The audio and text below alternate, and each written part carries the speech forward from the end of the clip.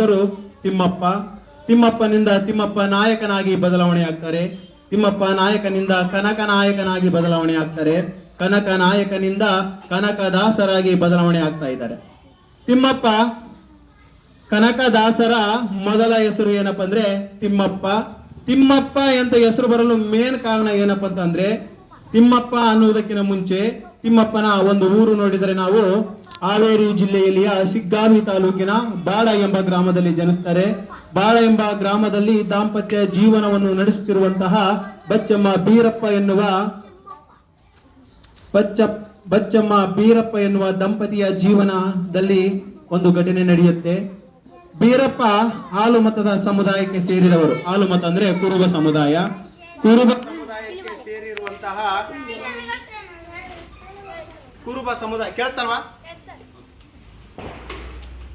ಕುರುಬ ಸಮುದಾಯಕ್ಕೆ ಸೇರಿರುವಂತಹ ಬೀರಪ್ಪ ನಾಯಕ ತನ್ನ ಕಾಯಕ ಏನಪ್ಪ ಅಂತಂದ್ರೆ ಕುರಿ ಕಾಯುವ ಕಾಯಕ. ಕುರಿ ಕಾಯ್ತಾ ಇರುವಂತಹ ಕಾಯಕದಲ್ಲಿ ಬೀರಪ್ಪ ನಾಯಕ ದಿನನಿತ್ಯ ತನ್ನ ಜೀವನವನ್ನು ನಡೆಸುತ್ತಿರುವಾಗ ತನ್ನಲ್ಲಿರುವ ಜ್ಞಾನವನ್ನು, ತನ್ನಲ್ಲಿರುವಂತಹ ಶೌರ್ಯವನ್ನು ಪ್ರದರ್ಶಿಸಿದಾಗ ವಿಜಯನಗರದ ಅರಸರು ಏನ್ ಮಾಡ್ತಾರಪ್ಪ ಅಂತಂದ್ರೆ ಬೀರಪ್ಪ ನಾಯಕನನ್ನು ನೋಡ್ತಾರೆ. ಬೀರಪ್ಪ ನಾಯಕನನ್ನು ನೋಡಿದಾಗ ಬೀರಪ್ಪ ನಾಯಕನಿಗೆ ಒಂದು ಹುದ್ದೆಯನ್ನು ಕೊಡ್ತಾರೆ ವಿಜಯನಗರದಲ್ಲಿ ಬರುವಂತಹ ಬಾಡ ಎಂಬ ಗ್ರಾಮ ಇದು. ಬಾಡ ಎಂಬ ಗ್ರಾಮದಲ್ಲಿ 68 ಹಳ್ಳಿಗಳನ್ನು ಕೊಟ್ಟು ಒಬ್ಬ ದಂಡನಾಯಕನಾಗಿ ಬೀರಪ್ಪ ನಾಯಕನ ಮಾಡ್ತಾರೆ. ಬೀರಪ್ಪ ನಾಯಕ ಸುಖ ಸಂಸಾರವನ್ನು ನಡೆಸ್ತಾ ಇದ್ದ. ಒಬ್ಬ ದಂಡನಾಯಕನಾಗಿ ಆಡಳಿತ ಮಾಡ್ತಾ ಇದ್ದ. ದಂಡನಾಯಕನಾಗಿ ಆಡಳಿತ ಮಾಡ್ತಿರುವಂತಹ ಬೀರಪ್ಪ ನಾಯಕ ಮತ್ತು ಬಚ್ಚಮ್ಮ ತಾಯಿಗೆ ಒಂದು ಕೊರತೆ ಇತ್ತು. ಏನಪ್ಪ ಅಂದ್ರೆ ಸುಖವಾದ ಜೀವನ ನಡೆಸ್ತಾ ಇದ್ದಾರೆ, ದಂಡನಾಯಕನಾಗಿ ಆಡಳಿತ ಮಾಡ್ತಾ ಇದ್ದಾನೆ ಬೀರಪ್ಪ. ಗಂಡ ಹೆಂಡತಿ ಅನ್ಯೋನ್ಯವಾದ ಜೀವನ ನಡೆಸ್ತಾ ಇದ್ದಾರೆ. ಒಂದು ಕೊರತೆ ಏನಂದ್ರೆ ಅವಳೆ ಈಗಾಗಲೇ ಮದುವೆಯಾಗಿ ಸುಮಾರು ವರ್ಷಗಳು ಕಳೆದು ಹೋಗಿದೆ, ಮಧ್ಯ ವಯಸ್ಸು ಕಳೆದ ನಂತರ ನಮ್ಮ ಜೀವನದಲ್ಲಿ ನಮ್ಮನ್ನು ಮುಂದೆ ನೆನಪಿಸಿಕೊಳ್ಳಲು ಮತ್ತೆ ನಮ್ಮ ಒಂದು ಪೀಳಿಗೆ ನಮಗಿಲ್ಲ ಅಂತಂದೇಳಿ ಇಬ್ರು ಕೊರಗ್ತಾ ಇದ್ರು. ಅಂತ ಕೊರಗ್ತಾ ಇರುವ ಸಂದರ್ಭದಲ್ಲಿ ಏನಾಗುತ್ತಪ್ಪ ಅಂತಂದ್ರೆ ಬಚ್ಚಮ್ಮ ಮತ್ತು ಬೀರಪ್ಪ ದಂಪತಿಗಳು ಒಂದು ಹರಕೆ ಕಟ್ಕೊಳ್ತಾರೆ. ಎಲ್ಲಾ ದೇವರುಗಳನ್ನು ಹರಕೆ ಕಟ್ಟಿಕೊಂಡಾಗ ಲಾಸ್ಟ್ಗೆ ಕೊನೆಯದಾಗಿ ನಮ್ಮ ಆಂಧ್ರ ಪ್ರದೇಶದಲ್ಲಿ ಬರುವಂತ ತಿರುಪತಿ ತಿಮ್ಮಪ್ಪನ ಬಳಿ ಹೋಗ್ತಾರೆ. ತಿರುಪತಿ ತಿಮ್ಮಪ್ಪನ ಬಳಿ ಹೋಗಿ ಆ ದೇವರಿಗೆ ಮೊರೆಯನ್ನಿಟ್ಟು ಹರಕೆಯನ್ನು ಕಟ್ಟಿ, ನಮಗೆ ಸಂತಾನವಾದರೆ ನಿನ್ನ ಹೆಸರನ್ನು ಇಡುತ್ತೀವಿ ಮತ್ತು ನಿನಗೆ ದಾಸನಾಗಿ ಆ ಮಗುವನ್ನು ಬಿಡ್ತೀವಿ ಅಂತಂದೇಳಿ ಹರಕೆ ಕಟ್ಟಿ ಬರ್ತಾರೆ. ಅವ್ರು ಅಲ್ಲಿಂದ ಏನು ಪ್ರಯಾಣ ಮಾಡ್ತಾ ಇರ್ತಾರೆ. ಪ್ರಯಾಣ ಮಾಡಿ ಬಾಡ ಎಂಬ ಗ್ರಾಮಕ್ಕೆ ಬರ್ತಾರೆ. ಹಾವೇರಿ ಜಿಲ್ಲೆಯಲ್ಲಿ ಬಾಡ ಎಂಬ ಗ್ರಾಮಕ್ಕೆ ಬಂದಾಗ ಆ ತಾಯಿ ಗರ್ಭ ಧರಿಸ್ತಾಳೆ. ಗರ್ಭ ಧರಿಸಿದ ನಂತರ ಆ ತಾಯಿಗೆ ಮಗುವಾಗಿ ಬಂದಿದ್ದು ಯಾರಪ್ಪ ಅಂದ್ರೆ ಕನಕನ ಹೆಸರೇ ಏನಾಯ್ತಪ್ಪ ಅಂದ್ರೆ ತಿರುಪತಿ ತಿಮ್ಮಪ್ಪನ ದರ್ಶನದಿಂದ ಆ ದಂಪತಿಗಳಿಗೆ ಮಗುವಾದದಕ್ಕೆ ಅವನ್ನ ತಿಮ್ಮಪ್ಪ ಅಂತ ಕರೀತಾ ಇದ್ದೀವಿ. ತಿಮ್ಮಪ್ಪ ಅಂತ ಹೇಳಿ ಕರಿತಾ ಇದೀವಿ. ತಿಮ್ಮಪ್ಪ ನಾಯಕ ಬೆಳಿತಾ ಇದ್ದಾನೆ. ನಿಮ್ಮ ರೀತಿಯಲ್ಲಿ ಬೆಳಿತಾ ಏನಾಗ್ತಾ ಇದ್ದಾನಪ್ಪ ಅಂದ್ರೆ ಕತ್ತೆ ಒರೆಸಿ ಕಲಿತಾ ಇದ್ದಾನೆ, ಕುದುರೆ ಸವಾರಿ ಕಲಿತಾ ಇದ್ದಾನೆ, ಯುದ್ಧಗಳಿಗೆ ಬೇಕಂತ ಎಲ್ಲ ತರಗತಿ ಕಲ್ತಿದ್ದಾನೆ, ಶಿಕ್ಷಣನೆಲ್ಲ ಕಲಿತಾ ಇದ್ದಾನೆ. ಮಗು ಬೆಳಿತಾ ಇದೆ. ಈ ಕಡೆ ತಂದೆ ಏನಾಗಿದೆಪ್ಪ ಅಂತಂದ್ರೆ ಹಂಗೆ ಕೆಳಗೆ ಹೋಗ್ತಾ ಒಂದು ದಿನ ತಂದೆ ಮರಣ ಹೊಂದಿದ್ರು. ತಾಯಿ ಬಚ್ಚಮ್ಮನ ಮೇಲೆ ಎಲ್ಲ ಹೊರೆ, ಆ ಮಗುವಿನ ಜವಾಬ್ದಾರಿ ತಾಯಿ ಬಚ್ಚಮ್ಮನ ಮೇಲೆ ಬರುತ್ತೆ. ತಾಯಿ ಬಚ್ಚಮ್ಮನ ಮೇಲೆ ಬಿದ್ದಾಗ ತಾಯಿ ಬಚ್ಚಮ್ಮನ ಗಂಡನಾಗಿರುವಂತಹ ಬೀರಪ್ಪ ಆಡಳಿತ ಮಾಡ್ತಾ ಇದ್ದ ಬಾಡ ಗ್ರಾಮದಲ್ಲಿ ಆಡಳಿತ ಮಾಡ್ತಾ ಇರ್ಬೇಕಾದ್ರೆ ಬಾಡ ಗ್ರಾಮದಲ್ಲಿ ಏನಾಗಿತ್ತಪ್ಪ ಅಂತಂದ್ರೆ ಅವರ ತಂದೆ ಮರಣ ಹೊಂದುತ್ತಾರೆ. ಅಲ್ಲಿರುವಂತಹ ಕೆಲವು ನಾಯಕರು ಏನ್ ಮಾಡ್ತಾರಪ್ಪ ಅಂತಂದ್ರೆ ಆ ತಂದೆಯ ಮರಣದ ಒಂದು ತಿಳಿದುಕೊಂಡು ಹೀಗೆ ನಾವು ದಾಳಿ ಮಾಡಿದರೆ ಈ ಪ್ರದೇಶ ನಮ್ಮದಾಗುತ್ತೆ ಅಂತಂದೇಳಿ ಬಾಡ ಗ್ರಾಮದ ಮೇಲೆ ತಾವು ಅಧಿಕಾರ ಮಾಡಕ್ಕೆ ಸ್ಟಾರ್ಟ್ ಮಾಡ್ತಾರೆ. ಅವಾಗ ಅಲ್ಲಿರುವಂತಹ ಬಚ್ಚಮ್ಮ ಮತ್ತು ತಿಮ್ಮಪ್ಪ ಏನ್ ಮಾಡ್ತಾರಪ್ಪ ಅಂದ್ರೆ ಆ ಪ್ರದೇಶ ಬಿಟ್ಟು ಬಂಕಾಪುರಕ್ಕೆ ಬರ್ತಾರೆ. ಬಂಕಾಪುರದಲ್ಲಿ ತಿಮ್ಮಪ್ಪ ಬೆಳೀತಾ ಇದ್ದಾನೆ. ಬೆಳೀತಾ ದೊಡ್ಡವನಾದ ಮೇಲೆ ಇವನಿಗೆ ಯುದ್ಧ ಗೊತ್ತು, ಕಲೆ ಗೊತ್ತು, ಶಾಸ್ತ್ರಗಳು ಗೊತ್ತಿತ್ತು. ತದನಂತರ ತನ್ನ ಹಿಂದಿನ ನೆನಪು ಮಾಡಿಕೊಂಡ. ಏನಪ್ಪ, ನಮ್ಮ ತಂದೆ ದಂಡನಾಯಕನಾಗಿ ಕಾರ್ಯನಿರ್ವಹಿಸ್ತಾ ಇದ್ರು ವಿಜಯನಗರ ಅರಸರು ಕೊಟ್ಟಿದಂತಹ ಜಿಲ್ಲೆಗಳ ಹಳ್ಳಿಗಳಲ್ಲಿ ಏನಪ್ಪ ಅಂದ್ರೆ ನಮ್ಮ ತಂದೆ ಆಡಳಿತ ಮಾಡ್ತಾ ಇದ್ರಲ್ವಾ, ಆ ಹಳ್ಳಿಗಳನ್ನ ನಾನು ತಗೋಬೇಕಂತಂದೇಳಿ ಮತ್ತೆ ವಿಜಯನಗರದೊಂದಿಗೆ ಅರಸರೊಂದಿಗೆ ಮಾತನಾಡೋದ್ರ ಮೂಲಕ ಅಲ್ಲಿರುವಂತಹ ಆ ದಂಡನಾಯಕನ ಮೇಲೆ ಯುದ್ಧವನ್ನು ಮಾಡೋದ್ರ ಮೂಲಕ ಮತ್ತೆ ಆ ಮರಳಿ ಆ ಪ್ರದೇಶನ ತೆಗೆದುಕೊಳ್ತಾನೆ. ಅದಕ್ಕೋಸ್ಕರ ಅವ್ರನ್ನ ಏನಂತ ಕರೀದಪ್ಪ ಅಂದ್ರೆ ತಿಮ್ಮಪ್ಪ ನಾಯಕನಾಗಿ ಬದಲಾವಣೆ ಆದ. ತಿಮ್ಮಪ್ಪ ಹುಡುಗನಿದ್ದ. ಯಾವಾಗಿಲ್ಲಿ ಮತ್ತೆ ಬಾಡ ಗ್ರಾಮಕ್ಕೆ ಬಂದು ಅಲ್ಲಿರುವಂತಹ ಪ್ರದೇಶಗಳನ್ನ ಮತ್ತೆ ಮರಳಿ ಪಡೆದು ಅಲ್ಲಿ ನಾಯಕತ್ವ ಅಂದ್ರೆ ರಾಜನಾಗಿ, ದಂಡಾಧಿಕಾರಿ ಅಂತ ಹೇಳಿ ಕರಿತೀವಿ, ರಾಜನಾಗಿ ಯಾವಾಗ ಆಡಳಿತ ಮಾಡ್ತಾನೆ ಆ ಜಿಲ್ಲೆಗಳಿಗೆ, ಅವಾಗ ಏನ್ ಮಾಡಿದಪ್ಪ ಅಂದ್ರೆ ಮತ್ತೆ ನಾಯಕನಾಗಿ ಬದಲಾಗ್ತಾನೆ. ತಿಮ್ಮಪ್ಪ ನಾಯಕನಂತ ಕರಿತೀವಿ. ತಿಮ್ಮಪ್ಪ ನಾಯಕನಾಗಿ ಆಡಳಿತ ಮಾಡ್ತಾ ಇದ್ದ, ದಂಡಾಧಿಕಾರಿಯಾಗಿ ಆಡಳಿತ ಮಾಡ್ತಾ ಇದ್ರ ಜೊತೆಗೆ ಅಲ್ಲಿರುವಂತಹ ಜನರನ್ನ ಪ್ರೀತಿಯಿಂದ ನೋಡಿಕೊಳ್ತಾ ಇದ್ದ. ಪ್ರೀತಿಯಿಂದ ನೋಡ್ಕೊಳ್ತಾ ಇರ್ಬೇಕಾದ್ರೆ ಹಿಂಗೆ ಒಂದು ದಿನ ಹೋಗ್ತಾನೆ ಹೊಲಕ್ಕೆ ಹೋದಾಗ ತಾನು ಕೆಲಸ ಮಾಡ್ತಾ ಇರ್ತಾನೆ. ಹೊಲದಲ್ಲಿ ಕೆಲಸ ಮಾಡಬೇಕಾದಾಗ ಏನಾಗುತ್ತಪ್ಪ ಅಂತಂದ್ರೆ ಒಂದು ನಿಧಿ ಸಿಗುತ್ತೆ. ಕನಕ ಅಂತ ಕರಿತೀವಿ ನಾವು ನಿಧಿಗೆ. ಅಂದ್ರೆ ಬಂಗಾರದ ಆಂಡೆಗಳು ಇಂತಿಂತ ದೊಡ್ಡ ದೊಡ್ಡವು ಒಂದು 7-8 ಸಿಗುತ್ತೆ. ಆ ಕನಕನ ತೆಗೆದುಕೊಂಬಂದು ಬಂಗಾರನ ತೆಗೆದುಕೊಂಬಂದ್ರೆ ನೀವಾದ್ರೆ ಏನು ಯೋಚನೆ ಮಾಡ್ತಾ ಇದೀವಪ್ಪ ಅಂತಂದ್ರೆ ಬಂಗಾರ ಸಿಕ್ಕದ ಎಲ್ಲನ ಬಚ್ಚಿಡಮ್ಮ ನಮ್ಮ ಜೀವನ ನಡೆದೋಗುತ್ತೆ ಅಂತ ಯೋಚನೆ ಮಾಡ್ತೀವಿ. ಆದ್ರೆ ತಿಮ್ಮಪ್ಪ ನಾಯಕ ಯೋಚನೆ ಮಾಡಿದ ಶೈಲಿ ಬೇರೆ. ಏನಂತ ಯೋಚನೆ ಮಾಡಿದಂದ್ರೆ, ನಾನು ದಂಡಾಧಿಕಾರ ಆಗಿ ಜನಸೇವೆ ಮಾಡೋದಕ್ಕೋಸ್ಕರ ಆಡಳಿತ ಮಾಡ್ತಾ ಇದ್ದೀನಿ. ಆಡಳಿತ ಮಾಡ್ತಾ ಇರ್ಬೇಕಾದ್ರೆ ಜನರಿಗೆ ಏನ್ ಮಾಡೋಕಪ್ಪ ಅಂತಂದ್ರೆ ಬಂದಿರುವಂತಹ ಏನು ಸಿಕ್ಕಿತ್ತಲ್ವ ಕನಕ, ಆ ಕನಕನ ಏನಪ್ಪ ಅಂತಂದ್ರೆ ಎಲ್ಲರಿಗೆ ದಾನ ಮಾಡಿಬಿಡ್ತಾನೆ. ಅಲ್ಲಿರುವಂಥ ವೃದ್ಧರಿಗೆ, ಬಡವರಿಗೆ, ನಿರ್ಗತಿಕರಿಗೆ ಸಮಾಜ ಸೇವೆಗೋಸ್ಕರ ಅಲ್ಲಿರುವಂಥ ದಾನನ ಮಾಡಿದಾಗ ಎಲ್ಲರ ಬಾಯಿಯಲ್ಲಿ ತಿಮ್ಮಪ್ಪ ನಾಯಕ ಏನನ್ನಪ್ಪ ಅಂದ್ರೆ ಕನಕನಾಗಿ ಬದಲಾವ. ಇವ್ರು ಹೊಲದಲ್ಲಿ ಕನಕ ಅಂದ್ರೆ ಬಂಗಾರ ಸಿಕ್ಕಿತ್ತು, ಅದಕ್ಕೋಸ್ಕರ ಏನಾದ್ರು ತಿಮ್ಮಪ್ಪ ನಾಯಕನ ಜನ ಏನಂತ ಕರೆದ್ರು, ಕನಕ ನಾಯಕ ಅಂತ ಕರೆದು ಕನಕ ನಾಯಕನಾಗಿ ಬದಲಾವಣೆ ಆಗ್ತಾ ಇದ್ದಾನೆ. ಕನಕ ನಾಯಕನಾದ ಮೇಲೆ ಮದುವೆ ಆಗುತ್ತೆ, ಮದುವೆ ಆದ್ಮೇಲೆ ಮಕ್ಕಳಾಗುತ್ತೆ, ಸಂಸಾರ ಜೀವನ ಸಾಗ್ತಾ ಇರುತ್ತೆ. ಸಾಗ್ಬೇಕಾದಾಗೆ ತಿರುಪತಿ ತಿಮ್ಮಪ್ಪನಿಗೆ ಅವರಮ್ಮ ಅರಿಕೆ ಕಟ್ಕೊಂಡಿದ್ರು. ಏನಂತ ಕಟ್ಕೊಂಡಿದ್ರು, ನನಗೆ ಮಗುವಾದ್ರೆ ನಾನು ನಿನಗೆ ದಾಸನಾಗಿ ಮಾಡುತ್ತೇನೆ ಅಂತ ಅರಿಕೆ ಕಟ್ಕೊಂಡಿದ್ರು.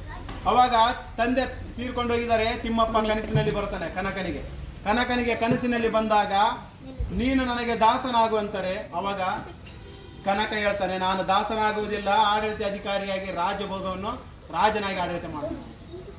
ಮತ್ತೆ ಕನಸಲ್ಲಿ ಬರ್ತಾನೆ, ಇದೇ ರೀತಿ ಹೇಳ್ತಾನೆ, ನಾನು ದಾಸನಾಗುವುದಿಲ್ಲ ಅಂತಂದೇಳಿ ಸಿಟ್ಟಾಗ್ತಾನೆ. ಮತ್ತೆ ಕನಸಲ್ಲಿ ಬರ್ತಾನೆ, ಅವ್ರ ತಾಯಿಗೆ ಹೋಗಿ ಹೇಳ್ತಾನೆ, ಅಮ್ಮ ಯಾರೋ ಗೊತ್ತಿಲ್ಲ ತಿಮ್ಮಪ್ಪ ಅಂತಂದು ಹೇಳ್ಬಿಟ್ಟು ನಾನು ಕನಸಲ್ಲಿ ಬರ್ತಾನೆ, ನನಗೆ ದಾಸನಾಗು ಅಂತ ಇದ್ದೆ, ನಾನು ಏನು ಮಾಡಲಿ ಅಂದಾಗ ಅವ್ರ ತಾಯಿ ಹೇಳ್ತಾಳೆ ಅನ್ನೋದಿಗೆ ಅವ್ರ ತಾಯಿ ಸಹ ಏನಾಗ್ತಾಳಪ್ಪ ಅಂದ್ರೆ ತೀರ್ಕೊಂಡು ಹೋಗ್ತಾರೆ. ಅವ್ರ ತಾಯಿ ತೀರ್ಕೊಂಡು ಹೋಗ್ತಾರೆ. ಮತ್ತೆ ಮರಳಿ ತಿಮ್ಮಪ್ಪ ಕನಕನ ಕನಸಿನಲ್ಲಿ ಬಂದು ಕೇಳ್ತಾ ಇದ್ದಾನೆ. ಏನಂತ ಕೇಳ್ತಾ ಇದ್ದಾನೆ, ನಿನ್ನ ತಂದೆ ತೀರಿದ್ದಾಯ್ತು, ನಿನ್ನ ತಾಯಿ ತೀರಿದ್ದಾಯ್ತು, ಈಗಾದ್ರೂ ನನಗೆ ದಾಸನಾಗು ಅಂದಾಗ ಮತ್ತೆ ಹೇಳ್ತಾನೆ ಕನಕ. ಏನಂತ ಹೇಳ್ತಾನೆ, ನನ್ನ ತಂದೆ ತೀರಿರ್ಬೋದು, ತಾಯಿ ತೀರಿರ್ಬೋದು, ನಾನು ದಾಸನಾಗಲ್ಲ ಅಂತ. ಮತ್ತೆ ತದನಂತರ ದಿನಮಾನಗಳು ಕಳೆದೋದ ತಕ್ಷಣ ಅವರ ಹೆಂಡತಿ ಮತ್ತು ಮಗು 4 ಜನ ಮರಣ ಹೊಂದಿದ್ದಾರೆ. ತಂದೆ ಆಯ್ತು, ತಾಯಿ ಆಯ್ತು, ಮಗು ಆಯ್ತು, ಮರಣ. 4 ಜನದ ಆದ ತಕ್ಷಣನೇ ಕನಕ ಮತ್ತೆ ಏನ್ ಮಾಡ್ತಾನಪ್ಪ ಅಂದ್ರೆ ಮತ್ತೆ ತಿಮ್ಮಪ್ಪ ಮತ್ತೆ ದರ್ಶನ ಕೊಡ್ತಾನೆ. ದರ್ಶನ ಕೊಟ್ಟು ಕನಸಿನಲ್ಲಿ ಕೇಳ್ತಾ ಇದ್ದಾನೆ, ಈಗಾದ್ರೂ ನೀನು ನನ್ನ ದಾಸನಾಗು ಅಂತಾನೆ. ಅವಾಗ ಮತ್ತೆ ಕನಕ ಹೇಳ್ತಾನೆ, ನಾನು ದಾಸನಾಗುವುದಿಲ್ಲ ಅಂತ. ಆಗುವುದಿಲ್ಲ, ಹಾಗಾದ್ರೆ ಏನು ಮಾಡ್ತೇನೆ, ನಾನು ರಾಜ್ಯನೇ ಮಾಡ್ತೀನಿ, ರಾಜ್ಯಭಾರನೇ ಮಾಡ್ತೀನಿ. ಹಾಗಾದ್ರೆ ಮಾಡು ನೋಡೋಣ ಅಂತಂದೇಳಿ ತಿಮ್ಮಪ್ಪ ಏನಂತಂದ್ರೆ ತಿರುಪತಿಲಿರೋ ತಿಮ್ಮಪ್ಪ ಆಯ್ತು ನೋಡೋಣ ಅಂತಾನೆ. ಅದೇ ಸಮಯಕ್ಕೆ ಯುದ್ಧ ಮಾಡ್ತಾರೆ. ಯುದ್ಧ ಮಾಡಿದಾಗ ಕನಕ ದೈಹಿಕವಾಗಿ ಸಾಮರ್ಥ್ಯ ಇದ್ದವನು ತನ್ನಲ್ಲಿ ಏನಾಗುತ್ತಪ್ಪ ಅಂದ್ರೆ ನಿರಶಕ್ತಿ ಆಗಿಬಿಡುತ್ತೆ. ದೇಹ ಎಲ್ಲ ಒಂದು ಹಿಂಗೆ ಎತ್ಕೊಳಕ್ಕಾಗಲ್ಲ ಕತ್ತಿನ. ನಿರಶಕ್ತಿ ಆದಾಗ ತದನಂತರ ಏನಾಗುತ್ತೆ, ನಿರಶಕ್ತಿ ಆದಾಗ ಎದುರಾಳಿಯಲ್ಲಿರುವಂತಹ ರಾಜರು ಏನ್ ಮಾಡ್ತಾರಪ್ಪ ಅಂದ್ರೆ ದಂಡಾಧಿಕಾರಿಗಳು ತಿಮ್ಮಪ್ಪನ ಮೈಯ ಮೇಲೆ ದಾಳಿ ಮಾಡೋದ್ರ ಮೂಲಕ ಸಾವಿರಾರು ಏಟುಗಳು ದಾಳಿಗೆ ಬಿದ್ದಾಗ ತಿಮ್ಮಪ್ಪ ನಾಯಕ ಹಿಂಗೆ ಕೆಳಗಡೆ ಬಿಡ್ತಾನೆ. ಇನ್ನೇನು ಜೀವ 5-10 ನಿಮಿಷದಲ್ಲಿ ಹೋಗ್ತಾ ಇರುತ್ತೆ ಕನಕಂದು. ಅವಾಗ ತಿರುಪತಿಯಲ್ಲಿರುವಂತಹ ತಿಮ್ಮಪ್ಪ ಮೂರ್ತಿಯಾಗಿ ಇವರು ಮುಂದೆ ಕಾಣ್ತಾರೆ. ಯಾರ ಮುಂದೆ? ಕನಕನ ಮುಂದೆ ಕಾಣ್ತಾರೆ. ಕನಕನ ಮುಂದೆ ಕಂಡಾಗ ಅವಾಗ ಕನಕನ ಮತ್ತೆ ಕೇಳ್ತಾರೆ ತಿಮ್ಮಪ್ಪ. ಏನಂತ ಕೇಳ್ತಾರಂದ್ರೆ ತಿರುಪತಿಯಲ್ಲಿರುವ ತಿಮ್ಮಪ್ಪ, ಈಗಾದರೂ ನಾನು ನಿನಗೆ ದರ್ಶನವಾಗಿದ್ದೇನೆ, ಈಗಾದರೂ ನೀನು ನನಗೆ ದಾಸನಾಗು, ನಿನಗಾಗಿರುವಂತಹ ಎಲ್ಲ ನೋವುಗಳನ್ನು ಮಾಯ ಮಾಡ್ತಂತಾನ. ಅವಾಗ ತಿಮ್ಮಪ್ಪ ಅಂತಾನ ಏನಂತಾನ ಕನಕ ಅಂದ್ರೆ, ನನಗೆ ಇನ್ನು 5 ನಿಮಿಷದಲ್ಲಿ ನನ್ನ ಜೀವ ಹೋಗುತ್ತೆ, ನಾನು ನಿನಗೆ ದಾಸನಾಗುವುದಾದರೂ ಹೇಗೆ ಅಂದಾಗ ತಿರುಪತಿಯಲ್ಲಿರುವ ತಿಮ್ಮಪ್ಪ ಜಸ್ಟ್ ಹಿಂಗೆ ಕೈ ಮುಟ್ಟಾಡ್ತಾನೆ. ಮುಟ್ಟಾಡಿದ ತಕ್ಷಣ ಅವನಿಗಿರುವಂಥ ಎಲ್ಲ ಗಾಯಗಳೆಲ್ಲ ದೂರ ಆಗಿ ಕನಕ ಏನಾಗ್ತಾನೆ ಮತ್ತೆ ಚೇತರಿಸಿಕೊಂಡು ಬದುಕ್ತಾನೆ. ಬದುಕಿದಾಗ ದೇವರ ವಿಗ್ರಹ ನೋಡಿ ತಿಮ್ಮಪ್ಪನ ಅನುಗ್ರಹವನ್ನು ಕರುಣೆ ಮಾಡಿದ್ದು ಮತ್ತು ಅವರು ಜೀವದಾನ ಕೊಟ್ಟಿದ್ದು ನೋಡಿ ಅವರಿಗೆ ಶರಣಾಗತಿಯಾಗಿ ನಾನು ನಿನ್ನ ದಾಸನಾಗುತ್ತೇನೆ ಅಂತಂದೇಳಿ ಅಂದಿನಿಂದ ಏನಾಗ್ತಾನೆ ಕನಕ ತಿಮ್ಮಪ್ಪ ನಾಯಕನಿಗೆ ದಾಸನಾಗ್ತಾನೆ. ದಾಸನಾದಾಗ ಕನಕನ ನಾವೇನಂತ ಕರೆದಿವಿ, ಕನಕ ದಾಸ ಅಂತ ಕರೆದಿವಿ. ಮೊದಲು ತಿಮ್ಮಪ್ಪ ಅಂತ ಕರೆದಿವಿ. ತಿಮ್ಮಪ್ಪ ನಾಯಕ ಆದ, ತಿಮ್ಮಪ್ಪ ನಾಯಕನಿಂದ ಕನಕ ನಾಯಕನಾದ, ಕನಕ ನಾಯಕನಿಂದ ಕನಕದಾಸನಾಗಿ ಬದಲಾದಾಗ ಅವರ ಜೀವನ ಶೈಲಿ ಬದಲಾವಣೆ ಆಗ್ತಾ ಹೋಯ್ತು. ಒಬ್ಬ ರಾಜ ಇದ್ದೋತ ಅಲ್ಲಿಂದ ಏನಾಗುತ್ತಪ್ಪ ಅಂದ್ರೆ ಜೀವ ಉಳಿಸ್ಕೊಂಡಿರ್ತಾನೆ ಯುದ್ಧದಲ್ಲಿ, ಬಂಕಾಪುರದಲ್ಲಿರುವಂತಹ ಒಂದು ಪ್ರದೇಶದಲ್ಲಿ. ಅಲ್ಲಿಂದ ಓಡಿ ಬಂದು ಬಡ ಗ್ರಾಮದಲ್ಲಿ ಒಂದು ದೊಡ್ಡದಾದ ಅರಮನೆ ಕಟ್ಟಿರ್ತಾರೆ. ಆ ಅರಮನೆಗೆ ಬಂದು ಅಲ್ಲಿರುವಂತಹ ಜನಗಳನ್ನೆಲ್ಲ ನೋಡಿ ತನ್ನ ಎಲ್ಲ ವಸ್ತ್ರಗಳನ್ನು, ರಾಜಭಾರವನ್ನು ಎಲ್ಲ ತ್ಯಾಜಿಸಿ ಮೇಲ್ಗಡೆ ಒಂದು ಶಾಲು, ಕೆಳಗಡೆ ಒಂದು ಕೋಲು, ಒಂದು ಕಡೆ ಒಂದು ಇದು ಇಟ್ಕೊಂಡು ಏನ್ ಮಾಡ್ತಾರೆ ಅಂದ್ರೆ ದೇಶ ಸಂಚಾರ ಮಾಡ್ಕೊಂತ ಹೋಗ್ತಾ ಇದ್ದಾರೆ. ಕರ್ನಾಟಕ ಎಲ್ಲ ಸಂಚಾರ ಮಾಡ್ತಾ ಇದ್ದಾನೆ. ತಿರುಪತಿ ತಿಮ್ಮಪ್ಪನಿಗೆ ಏನಾಗಿದ್ದಾನಪ್ಪ ಅಂತಂದ್ರೆ ಶರಣಾಗತಿ ಆಗಿದ್ದಾನೆ, ದಾಸನಾಗಿದ್ದಾನೆ. ತಿಮ್ಮಪ್ಪನಿಗೆ ದಾಸನಾದಾಗ ತಿಮ್ಮಪ್ಪ ಮತ್ತೆ ಒಂದು ಸಂದೇಶ ಕೊಡ್ತಾನೆ. ಏನಂತ ಕೊಡ್ತಾನಪ್ಪ ಅಂದ್ರೆ, ನೀನು ನನಗೆ ದಾಸನಾಗಿದೀಯಾ, ನಿನ್ನ ಜ್ಞಾನವನ್ನು ನೀನು ಹೆಚ್ಚಿಸಿಕೊಳ್ಳಬೇಕು, ಜಗತ್ತಿಗೆ ನಿನ್ನದಾದ ಒಂದು ಕೊಡುಗೆ ಕೊಡಬೇಕಂತ ಹೇಳಿ. ಹಾಗಾದ್ರೆ ನೀನು ಯಾರ ಬಳಿ ಹೋಗಬೇಕಂದಾಗ ವ್ಯಾಸರಾಯರಂತಂದೇಳಿ ಒಬ್ರು ಇದ್ದಾರೆ, ಅವ್ರ ಬಳಿ ಹೋಗೋ, ಅವ್ರು ನಿನ್ನ ಗುರು ಆಗ್ತಾರೆ ಅಂತಂದೇಳಿ ಕಳಿಸ್ತಾರೆ. ಅಲ್ಲಿಂದ ಏನು ಮಾಡ್ತಾನಪ್ಪ ಅಂತಂದ್ರೆ ವ್ಯಾಸರಾಯರ ಬಳಿ ಹೋಗ್ತಾರೆ. ವ್ಯಾಸರಾಯರ ಬಳಿ ಹೋದಾಗ ವ್ಯಾಸರಾಯರು ಕೆರೆ ಕಟ್ಟುವಂತ ಕೆಲಸ ಮಾಡ್ತಾ ಇರ್ತಾರೆ ತಮ್ಮ ಶಿಷ್ಯಂದರೊಂದಿಗೆ. ಕೆರೆ ಕಟ್ಟುವ ಕೆಲಸ ಮಾಡುತ್ತಿರ್ಬೇಕಾದ್ರೆ ವ್ಯಾಸರಾಯರನ್ನ ನೋಡ್ತಾನೆ ಕನಕ. ಗುರುಗಳೇ, ನನ್ನನ್ನು ನಿಮ್ಮ ಶಿಷ್ಯನಾಗಿ ಮಾಡ್ಕೊಳ್ಳಿ, ನನ್ನನ್ನು ನೀವು ಶಿಷ್ಯನಾಗಿ ಮಾಡಿಕೊಂಡ್ರೆ ನಾನು ನಿಮಗೆ ಶಿಷ್ಯನಾಗುತ್ತೇನೆ, ನನಗೆ ಮಂತ್ರವನ್ನು ನೀಡಿ ನನ್ನ ಜ್ಞಾನವನ್ನು ಹೆಚ್ಚಿಸಿಕೊಳ್ಳಲಂತಾನೆ, ದೀಕ್ಷೆಯನ್ನು ಕೊಡಿ ಎಂದಾಗ ಅವಾಗ ವ್ಯಾಸರಾಯರು ಹೇಳ್ತಾರೆ, ಕುರಬನಾದ ನಿನಗೆ ಎಂತಹ ದೀಕ್ಷೆಯೋ, ಕುರಬನಿಗೆ ಮಂತ್ರ ಕಲಿಸಲು ಸಾಧ್ಯವೇ? ಕುರಬನಿಗೆ ಮಂತ್ರ ಕಲಿಸುವುದೊಂದು ಕೋಣಕ್ಕೆ ಸಮಾನ, ಕೋಣ ಮಂತ್ರವನ್ನು ಜಪಿಸುವುದು ಅಂತ. ಅವಾಗ ಕನಕನಿಗೆ ಯಾವುದು ಮಂತ್ರ ಅಂತ ಗೊತ್ತಿರೋದಿಲ್ಲ. ಕೋಣ ಮಂತ್ರನ ಏನ್ ಮಾಡ್ತಾನಪ್ಪ ಅಂತಂದ್ರೆ, ವ್ಯಾಸರಾಯರು ಹೇಳಿದಾರಂತಂದೇಳಿ ಒಂದು ಪ್ರದೇಶಕ್ಕೆ ಹೋಗಿ ಒಂದು ಮರದ ಕೆಳಗಡೆ ಕುಂತು ಕೋಣ ಕೋಣ ಕೋಣ ಕೋಣ ಕೋಣ ಅಂತ ಜಪಿಸ್ತಾನೆ. ಕೋಣ ಜಪಿಸಿದಾಗ ಕೋಣನೇ ಬಂದು ಮುಂದೆ ನಿಂದಿರುತ್ತೆ. ಅವಾಗ ವ್ಯಾಸರಾಯರು ನೋಡ್ತಾರೆ, ಬೆರಗಾಗಿಬಿಡ್ತಾರೆ. ಏನಪ್ಪ ಇಂತ ಒಂದು ಅದ್ಭುತವಾದ ಶಕ್ತಿನೇ ಇದೆಯಲ್ವಾ ಅಂತಂದೇಳಿ. ಆ ಕೋಣ ಬಂದ ತಕ್ಷಣ ಬೆರಗಾದಾಗ ವ್ಯಾಸರಾಯರು ನೋಡಿ ಕನಕನ ಹೇಳ್ತಾನೆ, ಆಯ್ತು ನೀನು ನನ್ನ ಶಿಷ್ಯ, ನನ್ನ ಅರಮನೆಗೆ ಬಂದುಬಿಡು, ನನ್ನ ದ್ವಾರಕ್ಕೆ ಬಂದುಬಿಡು, ನಾನು ಕಳಿಸುವಂತ ಗುರು ಶಾಲೆಗೆ ಬಂದುಬಿಡು ಅಂತಂದೇಳಿ ಹೇಳ್ತಾರೆ. ಅವಾಗ ಏನಾಗುತ್ತಪ್ಪ ಅಂತಂದ್ರೆ, ಅವಾಗಿನ ಗುರುಕುಲ ಪದ್ಧತಿಯಲ್ಲಿ ಶಾಲೆಗಳನ್ನು ಕಳಿಸುವಾಗ, ಮಕ್ಕಳಿಗೆ ಬೋಧಿಸುವಾಗ ಕೇವಲ ಬ್ರಾಹ್ಮಣರಿಗೆ ಮಾತ್ರ ಅವಕಾಶ ಇದೆ. ಕನಕ ಹೋಗಿದ್ದಾನೆ ವ್ಯಾಸರಾಯರ ಬಳಿ. ವ್ಯಾಸರಾಯರ ಶಿಷ್ಯಂದ್ರು ತಡೆಗಟ್ತಾರೆ. ವ್ಯಾಸರಾಯರ ಶಿಷ್ಯಂದ್ರು ತಡೆಗಟ್ಟಿದಾಗ ಪ್ರಶ್ನೆ ಮಾಡ್ತಾನೆ ಕನಕ, ಇಲ್ಲ ನನಗೆ ಗುರುಗಳು ವ್ಯಾಸರಾಯರು ಹೇಳಿದರೆ ನನ್ನನ್ನು ಒಳಗಡೆ ಬಿಡಿ ಅಂತ. ಅವಾಗ ಅಲ್ಲಿರುವಂತ ಶಿಷ್ಯಂದ್ರು ಹೇಳ್ತಾರೆ, ನೀನು ನೋಡಿದರೆ ಶೂದ್ರ ಜಾತಿಯಾಗೆ ಕಾಣ್ತೀಯ, ನಿನಗೆಂತ ಜ್ಞಾನವೋ, ನೀನೇನು ಬ್ರಾಹ್ಮಣನ ಅಂತ ಕೇಳಿದಾಗೆ, ನಾನು ಬ್ರಾಹ್ಮಣನಲ್ಲ, ನಾನು ಆಲಮತದವರು ಅಂತ ಹೇಳ್ತಾರೆ. ಆಯ್ತು, ನಾನು ನಿನ್ನ ಬಿಡೋದಿಲ್ಲ ಅಂತ, ನಿನ್ನಲ್ಲಿ ಅಷ್ಟು ಜ್ಞಾನ ಇದೆ ಅಂತಂದೇಳಿ ಅಲ್ಲಿರುವಂಥ ಬ್ರಾಹ್ಮಣರು ಇವ್ರನ್ನ ಪ್ರಶ್ನೆ ಮಾಡ್ತಾರೆ ಕನಕದಾಸರನ್ನ. ನನ್ನಲ್ಲಿ ಅಗಾಢವಾದ ಜ್ಞಾನ ಇದೆ ಅಂತಂದೇಳಿ ತೋರಿಸ್ಕೊಳ್ಬೇಕಲ್ವ ಇವ್ರು ತೋರಿಸ್ಕೊಳ್ಳೋದಕ್ಕೋಸ್ಕರ ಬ್ರಾಹ್ಮಣರು ಅವ್ರ ಮೇಲೆ ಪ್ರಶ್ನೆ ಮಾಡಿದಾಗ ಒಂದು ಪ್ರಶ್ನೆ ಏನಂತ ಕೇಳ್ತಾರೆ ಗೊತ್ತಾ? ಬ್ರಾಹ್ಮಣರು ಕನಕನ ಕೇಳ್ತಾರೆ. ಏನಂತ ಕೇಳಿದ್ರಂದ್ರೆ, ನಮ್ಮ ಮನೆಯಲ್ಲಿ ಒಂದು ಎಮ್ಮೆ ಹೆರಿಗೆಯಾಗಿದೆ. ಏನಾಗಿದೆ? ಎಮ್ಮೆ ಹೆರಿಗೆಯಾಗಿದೆ ಅಂದ್ರೆ ಎಮ್ಮೆ ಹಡದಿದೆ. ಓಕೆ, ಎಮ್ಮೆ ಹೆರಿಗೆಯಾಗಿದೆ. ಅದನ್ನ ನೀನು ಸಂಸ್ಕೃತನ, ವ್ಯಾಕರಣನ, ಛಂದಸ್ಸನ, ಕಾವ್ಯನ ಎಲ್ಲ ಸೇರಿಸಿಬಿಟ್ಟು ಹೇಳು ಅಂತ. ನೀವು ಆದ್ರೆ ಅಲ್ಲೇ ಕಕ್ಕ ಬಿಕ್ಕಾಗಿ ನಿಂತುಬಿಡು. ಅವಾಗ ಕನಕದಾಸರು ಎಷ್ಟು ಚಂದ ಹೇಳ್ತಾರೆ ನೋಡ್ರಿ, ಕರೆಕ್ಟಾಗಿ ಕೇಳಿಸ್ಕೊಳ್ರಿ. ವಿರಾಟ ರಾಜನ, ವಿರಾಟ ಅರಸನ ಅರಸಿಯ ಅನುಜನ, ವಿರಾಟ ರಾಜನ ಅರಸನ ಅರಸಿಯ ಅನುಜನ, ಕತ್ತಲಲ್ಲಿ ಗುದ್ದಿದ ಅಗ್ರಜನ ಪಿತನ ವಾಹನ, ಅದೇ ನಿಮ್ಮ ಮನೆಯಲ್ಲಿ ಹೆರಿಗೆಯಾಗಿದೆ ನೋಡಿ. ಅರ್ಥ ಆಯ್ತಾ? ಹಾಗೆಲ್ಲ ಅವರು ಬ್ರಾಹ್ಮಣರು ಕಕ್ಕಾಬಿಕ್ಕ ಆಗ್ಬಿಡ್ತಾರ. ಏನ್ ಹೇಳಿದ್ರು ಅಂತ ತಲೆ ತಿರ್ಸ್ಕೊಳ್ತಾರ. ಸ್ವಾಮಿ ದಯಮಾಡಿ ನಮಗೆ ಕ್ಷಮಿಸಿಬಿಡ್ರಿ ತಾಯಿ, ಅದು ಏನಂತ ನನಗೆ ಅರ್ಥ ಆಗ್ತಾ ಇಲ್ಲ ಅಂತಂದೇಳಿ ಕನಕಕ್ಕೆ ಶರಣಾಗತಿ ಆಗ್ತಾರೆ. ಕನಕಕ್ಕೆ ಶರಣಾಗತಿ ಆದಾಗ ಕನಕ ಹೇಳ್ತಾನೆ, ಸ್ವಾಮಿ ದಯಮಾಡಿ ನನ್ನನ್ನು ಕ್ಷಮಿಸಿ, ನೀವು ಬ್ರಾಹ್ಮಣರು, ನೀವು ವಿದ್ವಾಂಸರು, ನಿಮ್ಮಲ್ಲಿರುವ ಜ್ಞಾನ ನನ್ನಲ್ಲಿಲ್ಲ, ನೀವೇ ಅದರ ಬಗ್ಗೆ ಹೇಳ್ಬೇಕು ಅಂತ ಹೇಳ್ಬೇಕಂದಾಗ ಅವರಿಗೆ ತಪ್ಪಾಯ್ತಪ್ಪ ನಮ್ಮನ್ನು ಕ್ಷಮಿಸ್ಬಿಡು ಮಾರೇ, ಅದೇನಂತಂದೇಳಿ ನಮ್ಗೆ ಅರ್ಥ ಆಗ್ತಾ ಇಲ್ಲ ಹೇಳು ಅಂದಾಗ ಅವಾಗ ಹೇಳ್ತಾನೆ ನೋಡಿ, ವಿರಾಟ ಎಂಬುವ ಒಂದು ನಗರ ಇತ್ತು. ಆ ವಿರಾಟ ನಗರದಲ್ಲಿ ವಿರಾಟ ರಾಜ ಆಡಳಿತ ಮಾಡ್ತಾ ಇದ್ದ. ವಿರಾಟ ರಾಜನ ಹೆಂಡತಿ ಶದುಷ್ಣೆ ಅಂತಂದು ಹೇಳಿಬಿಟ್ಟು ಅವಳ ಹೆಂಡತಿ ಏನ್ ಮಾಡ್ತಾ ಇದ್ದಾಳಪ್ಪ ಅಂದ್ರೆ ಅರಸಿ. ಅರಸಿಯ ಮಗ ಅರಸಿಯ ತನುಜ ಅಂತಂದ್ರೆ ತಮ್ಮ. ಅವರ ತಮ್ಮ ಏನಪ್ಪ ಅಂತಂದ್ರೆ ಕತ್ತಲೊಳಗೆ ಗುದ್ದಿದವನು. ಯಾರಪ್ಪ ಅಂದ್ರೆ ಅವರ ತಮ್ಮನ ಮೇಲೆ ರಾಕ್ಷಸ, ಅವ್ರ ತಮ್ಮ ಅವ್ರ ಮೇಲೆ ಯುದ್ಧ ಮಾಡಿದ ಯಾರಪ್ಪ ಅಂದ್ರೆ ಭೀಮ. ಕತ್ತಲಲ್ಲಿ ಗುದ್ದುತ್ತಾನೆ, ಭೀಮ ಗುದ್ದಿದ. ಭೀಮನ ಅಗ್ರಜ ಅಂದ್ರೆ ಭೀಮನ ದೊಡ್ಡ ಅಣ್ಣ ಯಾರು? ಧರ್ಮರಾಯ. ಧರ್ಮರಾಯನ ಪಿತ ಯಾರು? ಯಮಧರ್ಮರಾಯ. ಯಮಧರ್ಮರಾಯನ ವಾಹನ ಯಾವುದು? ಕೋಣ. ಕೋಣನ ಹೆಂಡತಿ ಯಾರು? ಎಮ್ಮೆ. ಆ ಎಮ್ಮೆ ಎಲ್ಲಿ ಅದ? ನಿಮ್ಮನೆಯಲ್ಲಿ ಅದ, ಅದು ಕೆರಿಗೆ ಆಗಿದೆ ಅಂತ ಹೇಳಿದ್ರು. ಇಂತಹ ಅದ್ಭುತವಾದ ಕಲ್ಪನೆ ಸಾಹಿತ್ಯನ ವ್ಯಾಕರಣದ ಮೂಲಕ ಜೋಡಿಸಿ ಹೇಳಿರುವಂತಹ ಕನಕದಾಸರನ್ನು ನಾವು ಸ್ಮರಿಸಿಕೊಳ್ಬೋದು. ಅದೇ ರೀತಿಯಾಗಿ ಏನಾಗುತ್ತೆಪ್ಪ ಅಂತಂದ್ರೆ ವ್ಯಾಸರಾಯರನ್ನ ಇವರು ಬ್ರಾಹ್ಮಣರೆಲ್ಲ ಬಿಟ್ಟು ವ್ಯಾಸರಾಯನ ಶಿಷ್ಯನಾಗಿ ಮಾಡ್ಕೊಂಡ್ಬಿಡ್ತಾರೆ. ಒಳಗಡೆ ಹೋಗ್ತಾರೆ. ಇವ್ರು ಹೇಳಿದ್ದನ್ನೆಲ್ಲ ಕೇಳಿದ ತಕ್ಷಣ ಎಲ್ಲರಿಗೆ ಶಾಕ್ ಆಗುತ್ತೆ. ಶಾಕ್ ಆದ್ಮೇಲೆ ಎಲ್ಲ ಶಿಷ್ಯಂದ್ರು ಹಿಂಗೆ ಕೂತಿರ್ತಾರೆ. ಅವಾಗ ವ್ಯಾಸರಾಯರು ಎಲ್ಲರ ಜ್ಞಾನವನ್ನು ಪರೀಕ್ಷಿಸಬೇಕಂತಂದೇಳಿ ಬಾಳೆಹಣ್ಣನ್ನು ತರಿಸ್ತಾರೆ. ಬಾಳೆಹಣ್ಣನ್ನು ತರಿಸಿ ಎಲ್ಲರಿಗೂ ಒಂದೊಂದು ಬಾಳೆಹಣ್ಣು ಕೊಟ್ಬಿಡ್ತಾರೆ. ಎಲ್ಲರಿಗೆ ಒಂದೊಂದು ರೀತಿಯ ಬಾಳೆಹಣ್ಣು ಕೊಟ್ಟಾಗ ಆ ಬಾಳೆಹಣ್ಣನ್ನ ತಿನ್ಬೇಕಾದ್ರೆ ಒಂದು ಏನಂತ ಹೇಳಿರ್ತಾರಂದ್ರೆ, ಎಲ್ಲರೂ ಬಾಳೆಹಣ್ಣನ್ನು ತಿನ್ರಿ, ಯಾರು ನೋಡಿರ್ಬಾರ್ದು ಅಂತ ಹೇಳ್ತಾರೆ. ಅವಾಗ ಎಲ್ಲರಿಗೆ ತಲೆಗೊಂದೊಂದು ಬಾಳೆಹಣ್ಣು ತಗೊಂತಾರೆ. ಎಲ್ಲ ಶಿಷ್ಯಂದ್ರು ಹೋಗ್ತಾರೆ. ಒಬ್ರು ಅಡಿಗೆ ಮನೆಗೆ ಹೋಗಿ ಕುಂತು ತಿಂದಿರ್ತಾರೆ, ಒಬ್ರು ಬಚ್ಚಲ ಮನೆಗೆ ಹೋಗಿ ಕುಂದಿರ್ತಾರೆ, ಒಬ್ರು ಕೌದಿ ಹೊಚ್ಕೊಂಡು ತಿಂದಿರ್ತಾರೆ. ಎಲ್ಲ ಶಿಷ್ಯಂದ್ರು ತಿಂದು ಬರ್ತಾರೆ. ಆದ್ರೆ ಕನಕ ಮಾತ್ರ ತಿಂದು ಬರಲ್ಲ. ಕನಕದಾಸ ಬರ್ತಾರೆ. ಎಲ್ಲರೂ ಬಂದ ತಕ್ಷಣ ಆಶ್ಚರ್ಯ ಆಗುತ್ತೆ. ಎಲ್ಲರೂ ನೋಡಿ ತಿಂದಿದ್ರೆ ನಾನು ತಿಂದಿನ ಗುರು ಎಲ್ಲೇ ತಿಂದ್ರಿ? ಎಲ್ಲರೂ ಹೇಳಿದ್ರೆ ಹಿಂಗೆ, ನಾನು ಅಲ್ಲಿ ತಿಂದಿನಿ, ನಾನು ಇಲ್ಲಿ ತಿಂದಿನಿ, ನಾನು ಯಾರು ನೋಡಿಲ್ಲ ಅಂತಂದೇಳಿ. ಅವಾಗ ಕನಕ ಹಿಂಗೆ ಕೈ ತಂದು ಗುರುಗಳಿಗೆ ಕೊಡ್ತಾನೆ. ಯಾಕೋ ನೀವು ತಿನ್ನಲ್ವಾ ಅಂತ ಕೇಳಿದಾಗ, ಗುರುಗಳೇ ನೀವು ಹೇಳಿದ್ದು ಏನಂತ, ಯಾರು ನೋಡದ ಪ್ರದೇಶಕ್ಕೆ ಹೋಗಿ ಕುಳಿತು ತಿಂದು ಬನ್ನಿ ಅಂತ ಹೇಳಿದ್ರಿ ಅಂತ. ಓಕೆ, ಯಾರು ನೋಡೋರ ಪ್ರದೇಶ ಎಲ್ಲಿದೆ? ದೇವರು ನಮ್ಮನ್ನು ನೋಡುತ್ತಿರುವಾಗ ದೇವರನ್ನು ಬಿಟ್ಟು ನಾನು ತಿನ್ನುವುದಾದರೂ ಹೇಗೆ? ನೋಡಲಾರ್ದು ಯಾವ್ದಾದ್ರು ಪ್ರದೇಶ ಇದೆನಾ? ದೇವರು ಎಲ್ಲ ಕಡೆ ನೋಡ್ತಿದ್ದಾನೆ, ನನ್ನ ಆತ್ಮದಲ್ಲಿ ದೇವರಿದ್ದಾನೆ ಅಂದಾಗ ನಾನು ತಿನ್ನಲಾಗುವುದಿಲ್ಲ ಗುರುಗಳೇ ಅಂತ ಹೇಳ್ತಾರೆ.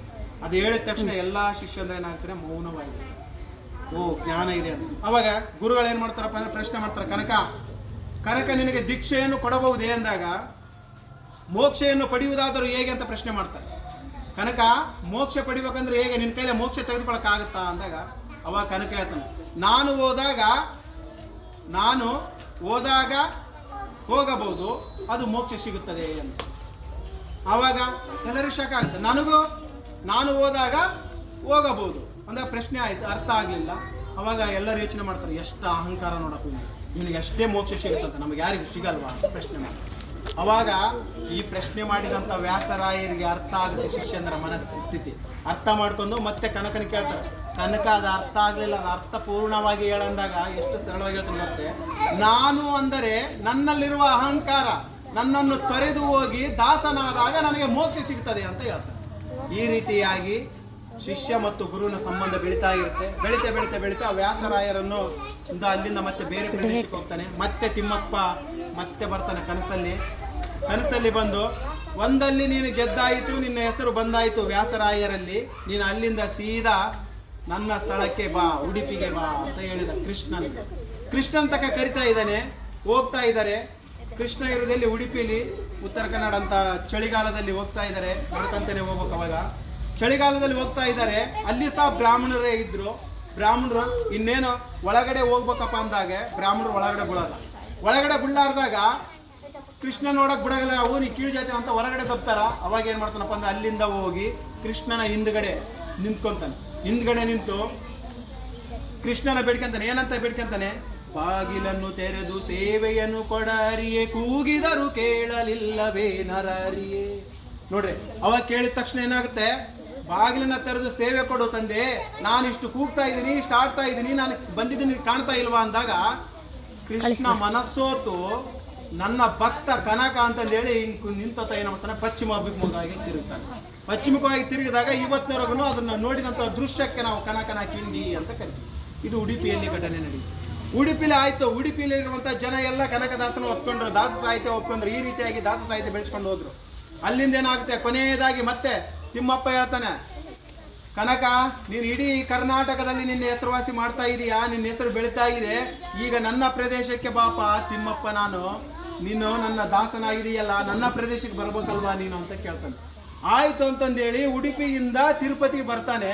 ತಿರುಪತಿಗೆ ಬರ್ತಾ ಇರ್ಬೇಕಾದ್ರೆ ಮಧ್ಯದಲ್ಲಿ ಏನಾಗುತ್ತಪ್ಪ ಅಂತಂದ್ರೆ ತಿಮ್ಮಪ್ಪನಿಗೆ ಸಾಕಾಗಿ ಹೋಗುತ್ತೆ. ನಡೀತಾ ಸಾಕಾಗಿ ಹೋಗಿದೆ, ಹಸಿವಾಗ್ತಾ ಇದೆ, ಊಟನೇ ಇಲ್ಲ. ಎಲ್ಲಿ ಏನ್ ಮಾಡ್ಬೇಕಂತಂದೇಳಿ ಕುಂತ್ಕೊಂಡು ತಿರುಪತಿ ತಿಮ್ಮಪ್ಪನ ಕೇಳ್ತಾನೆ, ತಿಮ್ಮಪ್ಪನೇ ನಿನ್ನನ್ನು ನೋಡಲು ಬಂದಿರುವೆ, ಹಸಿವಾಗಿರುವುದು ನನಗೆ, ನಾನೇನು ಮಾಡಲಿ, ನಾನು ಬಂದಿರುವೆನಯ್ಯ, ನನಗೆ ಊಟವನ್ನು ಕರುಣಿಸಯ್ಯ ಅಂತಂದೇಳಿ ಅಲ್ಲೇ ಏನ್ ಮಾಡ್ತಾನಪ್ಪ ಅಂದ್ರೆ ಕುಂತಾಗ ತಿರುಪತಿಯಲ್ಲಿರುವಂತಹ ತಿಮ್ಮಪ್ಪ ಏನ್ ಮಾಡ್ತಾನಪ್ಪ ಅಂದ್ರೆ ಒಂದು ವೃದ್ಧ ವೇಷದಲ್ಲಿ ಬಂದು ತಿಮ್ಮಪ್ಪ ಕನಕನೊಂದಿಗೆ ಮಾತನಾಡೋದ್ರ ಮೂಲಕ ಹಸಿವನ್ನ ತೀರಿಸ್ತಂದಾಗ, ನಿನಗೇನಾಗಿದೆ ಅಂದ್ರೆ ನನಗೆ ಹಸಿವಾಗಿದೆ, ನಾನು ತಿಮ್ಮಪ್ಪನ ದರ್ಶನಕ್ಕೆ ಹೋಗ್ಬೇಕಂತ ಹೇಳ್ತಾನೆ. ಹೋಗ್ಬೇಕಂದಾಗ ಅವಾಗ ಏನ್ ಮಾಡ್ತಾನಪ್ಪ ಅಂದ್ರೆ ತಿಮ್ಮಪ್ಪ, ಆಯ್ತು ಇಲ್ಲೇ ಇರು ನೀನು, ನಾನು ನಿನಗೆ ಆಹಾರದ ವ್ಯವಸ್ಥೆ ಮಾಡಿಕೊಡ್ತೀನಿ ಅಂತಂದೇಳಿ ದೇವರ ಒಳಗಡೆ ಇರುವಂತಹ ತಿಮ್ಮಪ್ಪ ದರ್ಶನ ಒಳಗಡೆ ಇರುತ್ತಲ್ವ, ನೋಡಿದ್ರಲ್ವಾ, ಒಳಗಡೆ ಇರುವಂತಹ ಅಲ್ಲಿ ಇಟ್ಟಿರುವಂತಹ ಭಕ್ತರು ಆಹಾರವನ್ನು ಉಪಹಾರವನ್ನು ಇಟ್ಟಿರ್ತೀವಿ, ಹಣ್ಣುಗಳನ್ನು ಇಟ್ಟಿರ್ತೀವಿ, ಅವನ್ನೆಲ್ಲ ತಗೊಂಬರ್ತಾನೆ. ತಗೊಂಬಂದು ಕನಕ ಕೊಡ್ತಾನೆ. ಕನಕ ಕೊಟ್ಟ ಕನಕ ಎಲ್ಲ ತಿಂದು ಊಟ ಆಗುತ್ತೆ, ನಿದ್ದೆ ಬರುತ್ತೆ, ಮಲ್ಕೋಬೇಕಂತಾನ. ಮಲ್ಕೋಬೇಕಾದ್ರೆ ಚಳಿ ಜಾಸ್ತಿ ಆಗ್ತಾ ಇದೆ. ಚಳಿ ಆಗ್ತಾ ಇದೆ, ಇನ್ನೇನು ಸ್ವಲ್ಪ ಇದೆ ತಿಮ್ಮಪ್ಪನ ದರ್ಶನ ಮಾಡೋಣ ಅಂತ ಮುಂದ್ಗಡೆ ಹೋಗ್ತಾನೆ. ಚಳಿಯಾಗಿ ಅಲ್ಲೇ ಮಲ್ಕೊಂತಾನೆ. ಚಳಿ ಆಗ್ತಾ ಇರ್ಬೇಕಾದ್ರೆ ತಿಮ್ಮಪ್ಪನ ಏನ್ ಮಾಡ್ತಾನೆ ಅಂದ್ರೆ, ತಿರುಪತಿಯಲ್ಲಿ ಇರುವ ತಿಮ್ಮಪ್ಪ ಕನಕನಿಗೆ ಚಳಿ ಆಗ್ತಾ ಇದೆ ಅಂತ ಹೇಳಿ ತನ್ನಲ್ಲಿರುವಂತ ಪೀತಾಂಬರ ಅಂದ್ರೆ ಬಂಗಾರ, ಮೇಲ್ಗಡೆ ಇರುವಂತ ಪೀತಾಂಬರ ಅಂತಂದು ಅವನ ಮೇಲೆ ಹೊಚ್ಚುತ್ತಾನೆ. ಅವನ ಕೊಳಗಿರುವಂತ ಸರ ಪರ ಎಲ್ಲ ಏನ್ ಮಾಡ್ತಾನೆ ಅಂದ್ರೆ ಮಕ್ಕಳು ಎಲ್ಲ ಕೊಟ್ಬಿಡ್ತಾನೆ. ಯಾರಿಗೆ? ಕನಕ ಕೊಟ್ಟ. ಕನಕ ಕೊಟ್ಟ ತಕ್ಷಣ ಏನಾಗುತ್ತಪ್ಪ ಅಂತಂದ್ರೆ, ಅಲ್ಲಿ ಪೂಜಾರಿ ಬೆಳಗ್ಗೆ ಎದ್ದ ತಕ್ಷಣ ತಿಮ್ಮಪ್ಪಗ ಪೂಜೆ ಮಾಡ್ಬೇಕಲ್ವಾ, ಪೂಜೆ ಮಾಡಕ್ಕಂತ ಹೋಗ್ತಾನ. ತಿಮ್ಮಪ್ಪ ನೋಡಿಬಿಟ್ಟು ತಿಮ್ಮಪ್ಪದಾಗ ಪೀತಾಂಬರವಿಲ್ಲ, ಕೈಯಲ್ಲಿ ಬಂಗಾರದ ಯಾವೂ ಇಲ್ಲ. ಅವಾಗ ಎಲ್ಲರಿಗೂ ಶಾಕ್ ಆಗಿ, ನಡಿ ಅಲ್ಲಿ ಹೋಗಿ ನೋಡ್ರಿ ತಿಮ್ಮಪ್ಪ ಅಂತ ಏನು ಇಲ್ಲ ಅಂತಂದು ಹೇಳ್ತಾನೆ. ಅಲ್ಲಿಂದ ಹೊರಗಡೆ ಬರ್ತಾರೆ. ಇಲ್ಲಿ ಕನಕ ಅಂತ ಕೇಳ್ತಾವ. ಕನಕನ ಮೇಲೆ ಆರೋಪ ಬರುತ್ತೆ, ನೀ ಕಳ್ಳತನ ಮಾಡಿದೆ ಇದೆಲ್ಲ ಅಂತಂದೇಳಿ. ಅವನ್ನೇನು ಮಾಡ್ತಾರಪ್ಪ ಅಂದರೆ, ತಿರುಪತಿಯಲ್ಲಿ ಒಂದು ಕಂಬ ಕಟ್ತಾರೆ. ಕನಕನ ಒಂದು ಕಂಬ ಕಟ್ತಾರ. ಕಂಬ ಕಟ್ಟಿದ ಮೇಲೆ ಹಗ್ಗ ತಗೊಂಡು ಹೊಡಿತಾ ಇರ್ತಾರೆ. ಚಾಟಿ ಏಟ್ ಗೊತ್ತಲ್ವಾ, ಚಾಟಿ ಏಟು ಹೊಡಿತಾ ಇರ್ತಾರೆ. ಪೂಜಾರಿ ಹೋಗಿ ಅಲ್ಲಿ ಪೂಜೆ ಮಾಡ್ತಾ ಇರ್ತಾನೆ ತಿಮ್ಮಪ್ಪಗ. ಇಲ್ಲಿ ಒಂದು ಚಾಟಿ ಏಟು ಹೊಡಿಬೇಕಾದಾಗ ತಿಮ್ಮಪ್ಪನಿಗೆ ಏಟು ಬೀಳ್ತಾ ಇರುತ್ತೆ. ಇಲ್ಲಿ ಒಂದು ಚಾಟಿ ಏಟು ಹೊಡಿತಾನೆ, ಅಲ್ಲಿ ತಿಮ್ಮಪ್ಪಗೆ ಏಟು ಬೀಳ್ತಾ ಇದೆ. ಇಲ್ಲಿ ರಕ್ತ ಬರ್ತಾ ಇರಲ್ಲ ಕನಕಗ, ಅಲ್ಲಿ ರಕ್ತ ಬರ್ತಾ ಇರುತ್ತೆ. ಇವನು ಕಣ್ಣಲ್ಲಿ ನೀರು ಬರುತ್ತೆ, ಅವನು ದೇವರ ಕಣ್ಣಲ್ಲಿ ರಕ್ತ ಬರುತ್ತೆ. ಪೂಜಾರಿಗೆ ಆಶ್ಚರ್ಯ ಆಗಿಬಿಡುತ್ತೆ. ಆಶ್ಚರ್ಯ ಆದಾಗ ಅಲ್ಲಿಂದ ಏನಾಗುತ್ತಪ್ಪ ಅಂತಂದ್ರೆ, ದೇವರ ಪೂಜೆ ಗೃಹದಿಂದ ಹೊರಗಡೆ ಒಡೆಡೆ ಬರ್ತಾನೆ. ಎಲ್ಲಿ ಕಟ್ಟಿದ್ರಲ್ಲ ಅಲ್ಲಿಗೆ ಒಡೆಡೆ ಬಂದು, ನಿಲ್ರೋ, ಹೊಡಿಬಾಡ್ರು, ಅವನಿಗೆ ಹೊಡಿಬಾಡ್ರು ಅಂತ ಹೇಳ್ತಾನೆ. ಯಾಕೆ ಅಂದಾಗ, ಇವನು ಸನ್ಯಾಸಿ ಅಲ್ಲ, ಒಬ್ಬ ಸಂತ ತತ್ವಜ್ಞಾನಿ, ತಿರುಪತಿ ತಿಮ್ಮಪ್ಪನನ್ನೇ ಒಲಿಸಿಕೊಂಡಂತ ವ್ಯಕ್ತಿ ಕನಕನ ಹೊಡಿಬಾಡ್ರಿ ನೀವು, ಕನಕ ದಾಸ ಐತ ಅಂತಂದೇಳಿ.